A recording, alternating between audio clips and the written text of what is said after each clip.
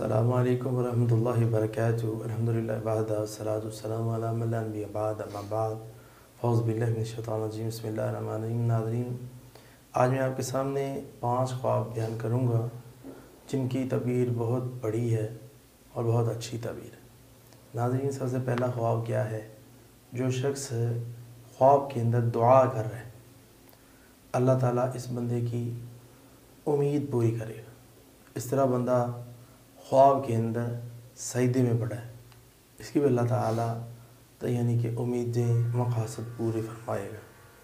اس طرح خواب کے اندر انسان دیکھتا ہے کہ میرے گھر کے اندر والد گرامی آئے، تو اللہ تعالیٰ اس کے بھی حالات درست فرمائے گا۔ اس طرح خواب کے اندر انسان دیکھتا ہے کہ میرا باپ بڑا خوش ہے جبکہ وہ فوت ہو چکا ہے، اس کی تعبیر بھی بہت بڑی ہے کہ اللہ تبارک و تعالیٰ آپ کے والد کو اس زندگی کے اندر خوشی عطا فرمائیں گے، یعنی کہ ان کا حالات بہتر فرمائیں گے۔ اس طرح آج ایک سوال آیا کہ خواب کے اندر ہم نے اپنے والد صاحب کو دیکھا کہ وہ سوالوں کے جواب دے رہے ہیں جو فرشتے ان سے پوچھ رہے ہیں، اس کی تعبیر کیا ہے؟ اس کی تعبیر یہی ہے کہ اللہ تعالیٰ نے ان کو کامیاب فرما دیا۔